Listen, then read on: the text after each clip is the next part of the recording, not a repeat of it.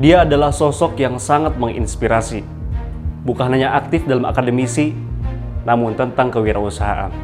Ialah Bapak Dr. Novi Satria Praja MPD. Saksikan kami dalam program Uniku Rumah Kita.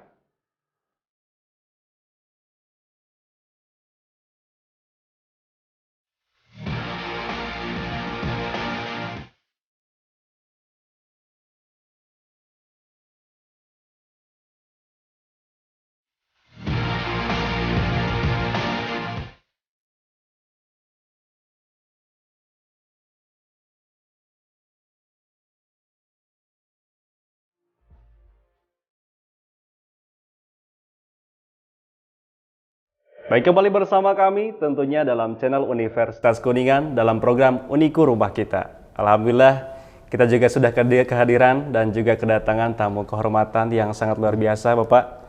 Selamat datang Wilujeng Sumping, Pak. Yaitu Bapak Dr. Novi Satria Praja MPD.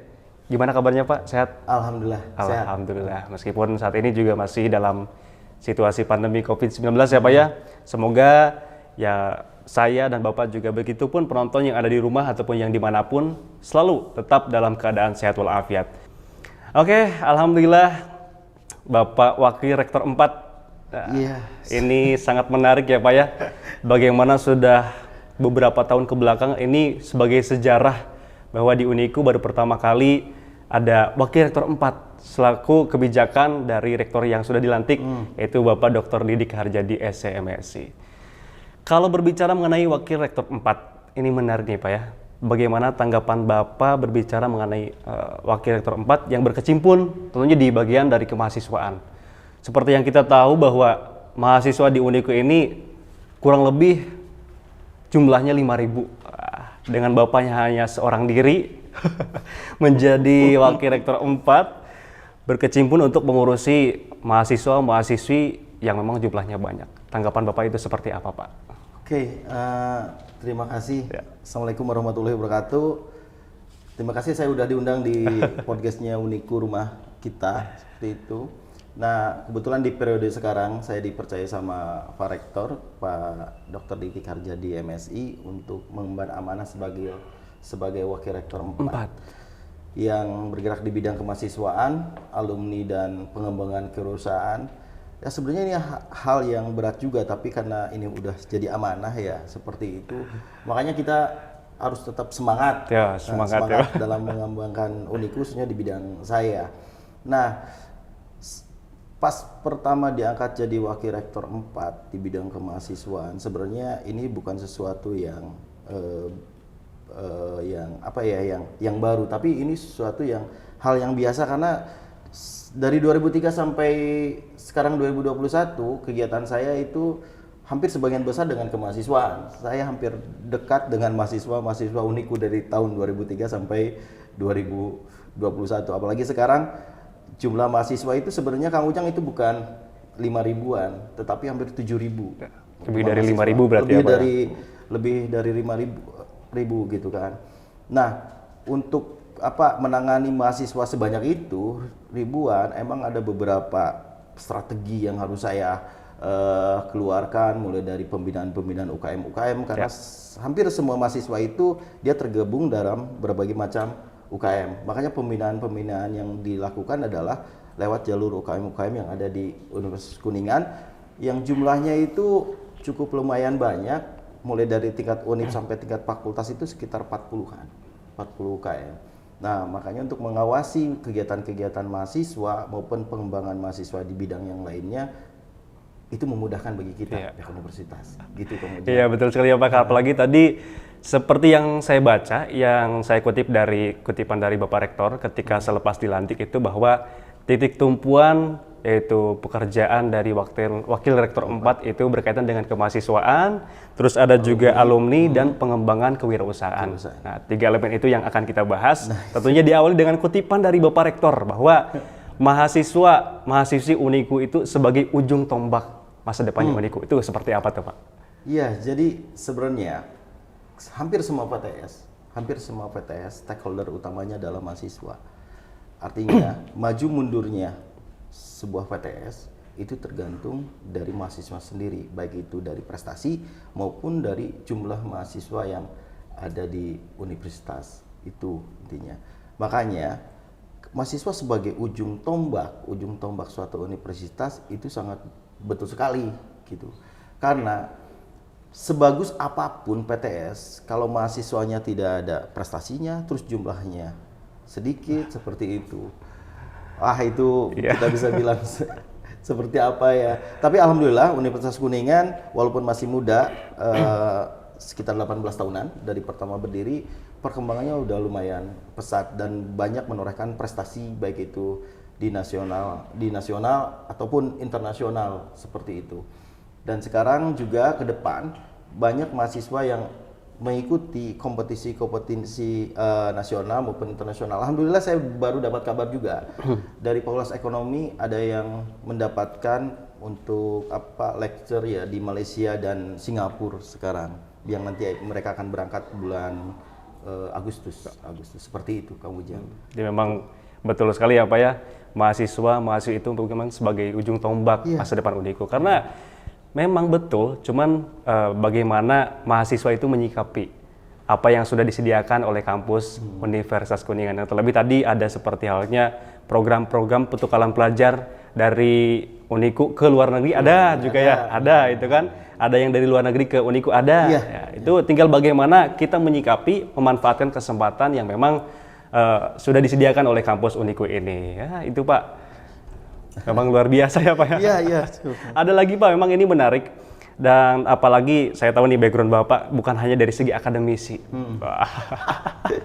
Dari memang raut muka terus gesturnya yang santai itu berkaitan dengan kewirausahaan. Ini menarik nih Pak deh. Gimana sih cara mengembangkan kewirausahaan di kampus Uniku ini? Oke. Nah, awal profesi sebenarnya ini hobi awalnya. Saya cerita sedikit.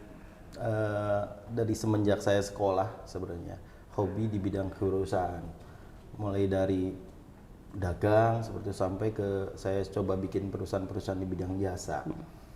Nah, sampai saat ini gitu udah berapa tahun, bahkan untuk ada tiga jenis usaha yang saya pegang sebelum jadi wakil rektor.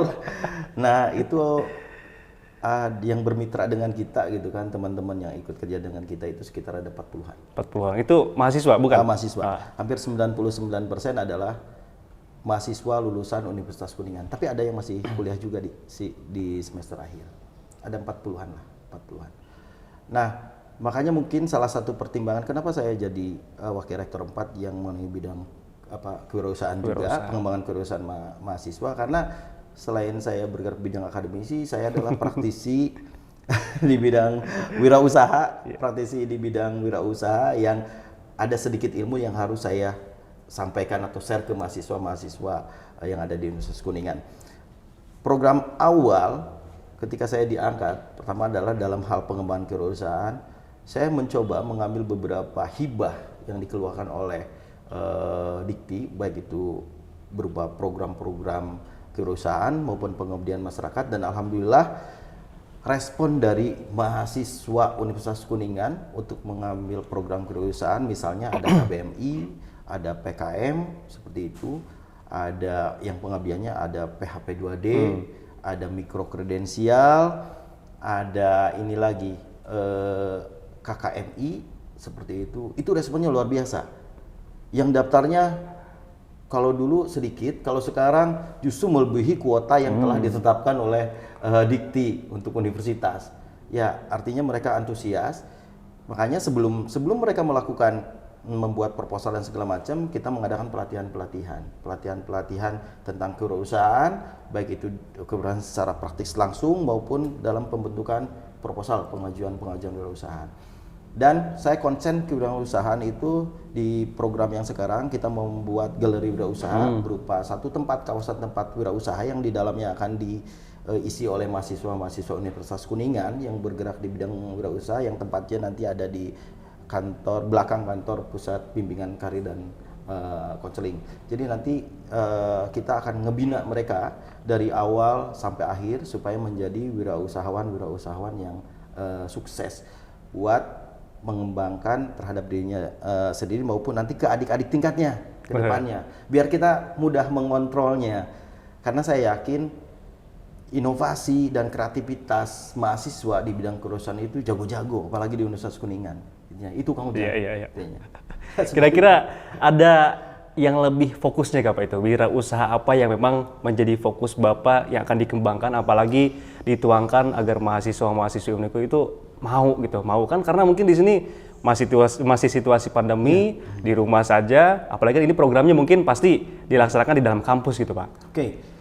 Nah, sekarang itu saya coba fokuskan ke teman-teman mahasiswa yang sering datang ke kantor kewirausahaan sini untuk konsultasi, baik langsung dengan kepalanya, dengan sekretarisnya, apalagi dan dengan saya gitu kan, ketemu langsung sambil ngopi di luar. Kebanyakan yang sekarang itu di masa pandemi itu kita fokuskan wirausahanya adalah ke arahnya adalah arah digital marketing sebenarnya.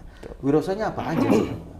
Wirausahanya apa aja, tetapi strategi pemasarannya agak sedikit berbeda dengan ketika situasi itu tidak dalam kondisi pandemi sekarang. Saya juga kaget ketika saya mendata mahasiswa yang berwirausaha dan saya mengikut sertakan mereka ke dalam program KBMI yang akan nanti dibiayai ketika menang akan dibiayai sama Dikti. Ternyata mahasiswa Universitas Kuningan luar biasa ide-idenya. Mereka sudah berjalan wirausaha sekitar pas jadi mahasiswa berwirausaha sampai ada yang sampai menghasilkan omsetnya per bulan itu lebih dari 100 jutaan. Contohnya kecil, dia hanya berjualan buah-buahan. Cuman yang membedakan adalah strategi pemasarannya. Cuman itu. Oh, itu saya benar-benar luar biasa dapat ilmu juga dari teman-teman mahasiswa itu. Ada satu wawasan yang bertambah bagi diri saya seperti itu. Selain itu juga ada di Fakultas Komputer ya, dari Fakultas Komputer. Dia wirausahanya ada desain apa, ternyata itu luar biasa banyak pemesanannya juga. Bagaimana cara pemesannya adalah dengan digital marketing. Itu yang akan kita kembangkan ke arah ke depan karena hal itu yang memungkinkan gitu kan untuk dikembangkan di masa pandemi sekarang.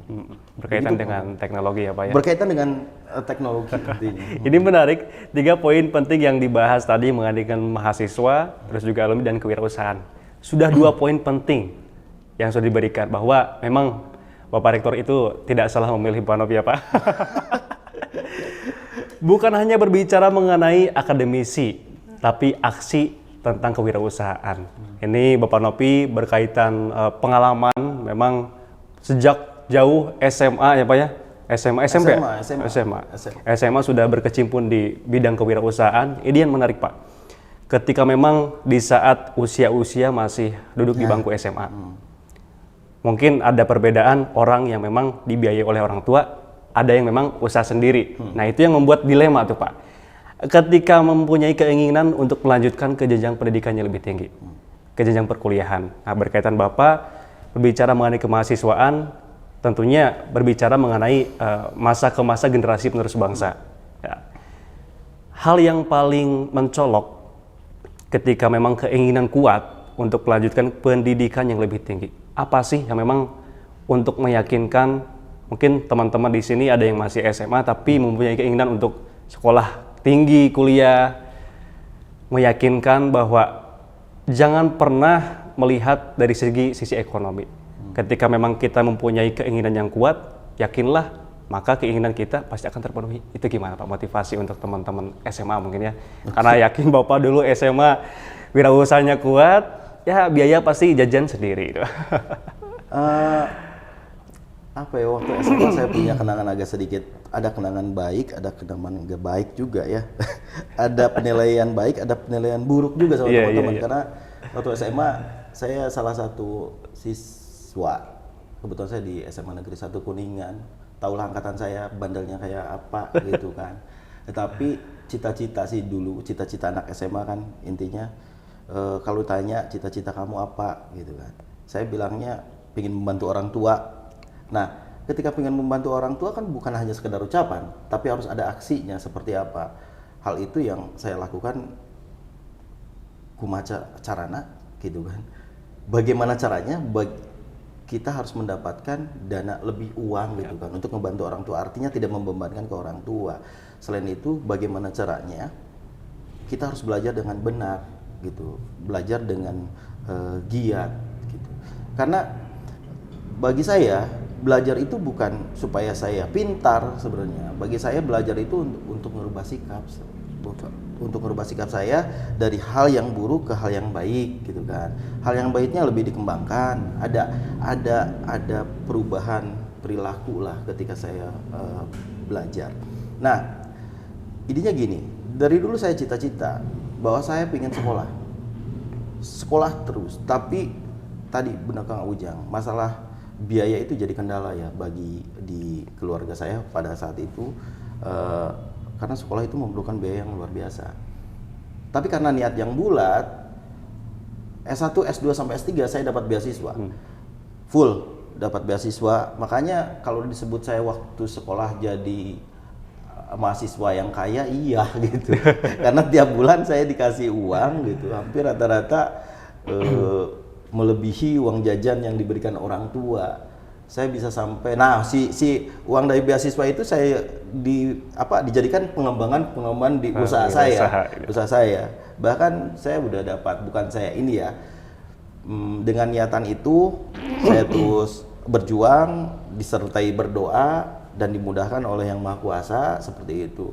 Saya dapat beasiswa terus, hasil dari beasiswa itu saya jadikan buat pengembangan usaha yang saya rintis. Intinya kuliah pasarjana tingkat berapa? 3 ya, kalau nggak salah tingkat 3 itu saya udah dapat rumah sendiri seperti itu. Selain kuliah, karena gini, waktu kuliah dulu itu, ketika sudah belajar, saya memanfaatkan waktu sebaik mungkin. Apa saja yang bisa saya lakukan. Karena saya orangnya bukan orang yang suka diem gitu. Pokoknya saya coba berpikir apa sih yang dapat menghasilkan, kan gitu. Begitu jualan, sampai saya pernah ngojek gitu seperti itu. Ya udah, zaman dulu yang penting saya tidak membebankan ke orang tua. Ternyata itu ngasah mental sampai sekarang gitu Bang Ujang. Jadi bagi yang punya punya niat kuliah tetapi ada sesuatu kekurangan, menurut saya kalau niatnya udah bulat pasti ada jalan. Iya, betul. Ya gitu ya Pak ya. Memang punya niat yang kuat, insya Allah jalan akan diluruskan. Jangan lupa berdoa. Ya, jangan lupa berdoa untuk penonton semua. Tentunya ketika memang kita mempunyai tekad niat yang baik, insya Allah akan dipermudah. Apalagi untuk teman-teman yang masih duduk di bangku SMA, jangan cepat mengeluh. Meskipun manusia tidak dapat memilih dari kalangan mana ia dilahirkan, tapi ketika ada tekad yang kuat yang perlu dijalankan, harus kita perjuangkan. Itu sebelum kita masuk memang apalagi di kampus tercinta ini di Uniku, banyak sekali memang beasiswa yang tersedia bagi teman-teman yang masih duduk di bangku SMA, kekurangan ekonomi. Jangan pernah mengeluh, tetap berusaha. Banyak jalan-jalan kesuksesan menuju Roma. Iya, itu banyak banget. Iya gitu ya Pak ya. Nah, kita berbicara kali ini mengenai kampus. Selain tadi ada beasiswa, terus juga menurut informasi bahwa di Uniku ini ada bukan segelintir sih, jadi program yang diberikan untuk mahasiswa yang ingin berwirausaha. Itu ada. Terus juga berhubung tadi Bapak Novi mengatakan bahwa Uniku sudah kurang lebih 18 tahun berdiri. Itu suatu kebanggaan dan kemajuan yang memang luar biasa. Selain dari kemahasiswaan, akademisi, tapi aktif juga dalam segi kewirausahaan. Pengembangan teknologi dalam situasi pandemi COVID-19 sangat diperlukan. Berbicara mengenai keinginan Pak, setelah kita dari SMA pengen kuliah, setelah kuliah kita mau kemana sih gitu kan? Nah, itu yang ingin saya tanyakan Pak. Berapa sih kisaran jumlah dari Uniku? Yang tadi kan jumlah mahasiswanya 7.000, hampir 7.000. Lulusan selama ini tuh Pak. Dari 2003 ya. Saat ini kan Uniku kemarin juga sempat ulang tahun yang ke-17, Sweet 17. Ya, Sweet 17. Nah, menurut data Bapak yang dapatkan itu berapa jumlah Pak lulusan? Oke, dari 2003 sampai 2021 tepatnya kita berada di 18 tahun gitu kan.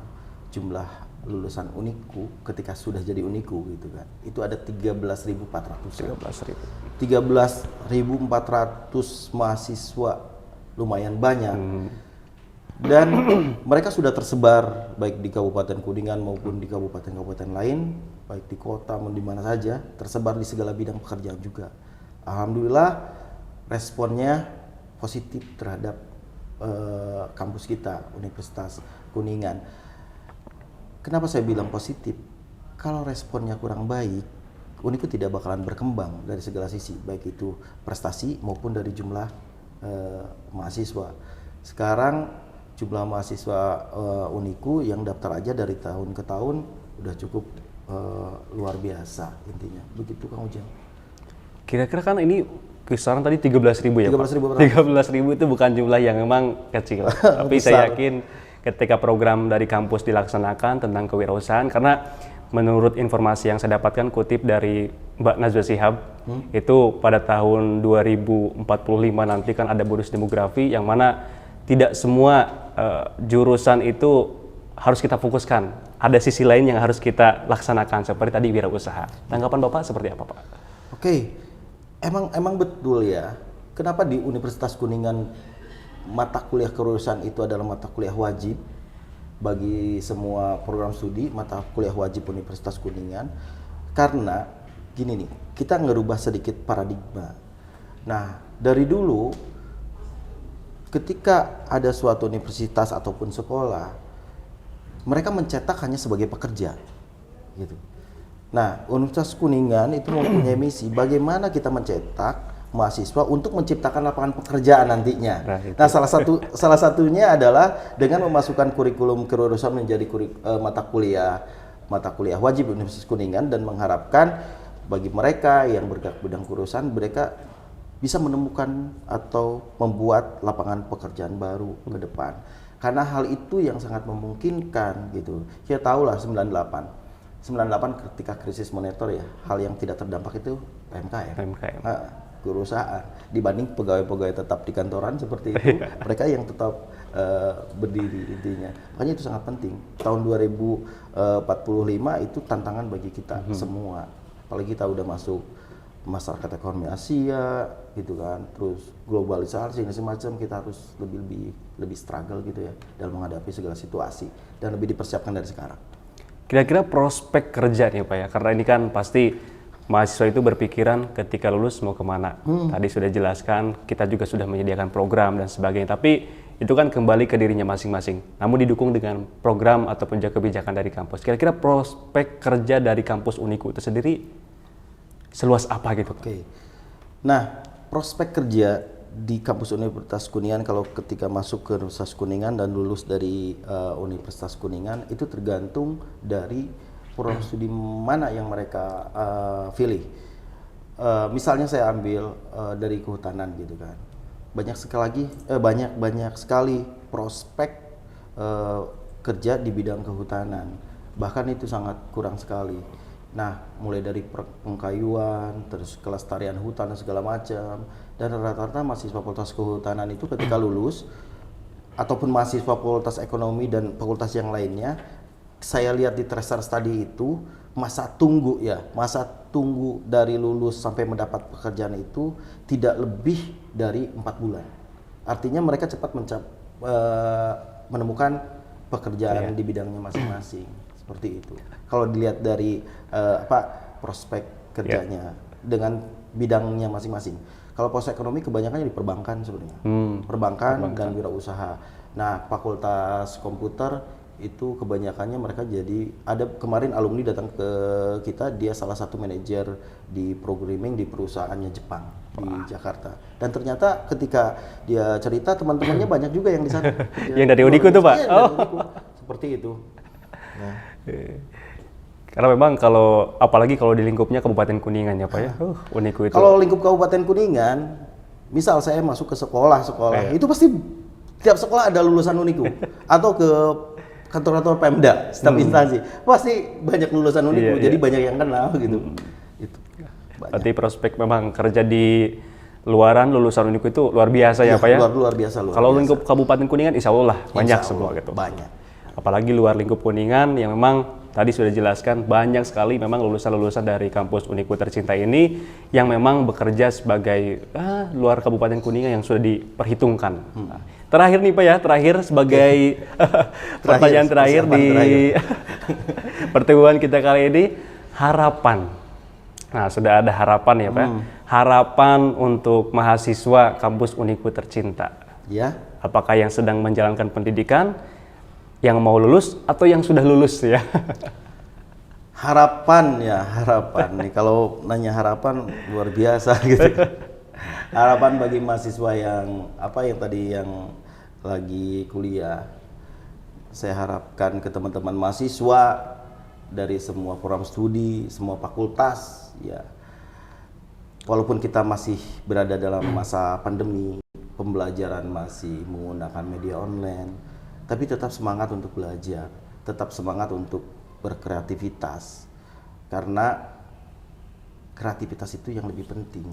Terus harus tetap mengandalkan soft skill dan hard skill walaupun masa pandemi seperti itu. Karena masa pandemi bukan rintangan sebenarnya.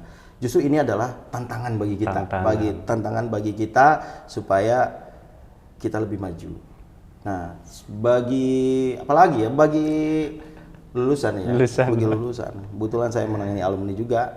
Alhamdulillah tahun sekarang kita akan membentuk dan mengembangkan Ikatan Alumni Universitas Kuningan, dan kita udah ada sowan ke beberapa alumni yang sudah sukses bagaimana supaya alumni kita itu berkontribusi terhadap pengembangan Universitas Kuningan ke depannya. Ternyata heran juga, saya bukan heran ya, kaget juga ini mah kaget. Saya kesana kemari, lulusan Uniku suksesnya luar biasa, sukses gitu kan intinya. Dan bagi calon mahasiswa yang masuk ke Universitas Kuningan, sekarang kan sudah dibuka pendaftaran pertama. Nah, pokoknya jangan patah semangat. Di Universitas Kuningan itu banyak jalur masuk, mulai jalur khusus yang beasiswa itu banyak banget ya, ada KIP, ada UKT, ada segala macam. Nah, terus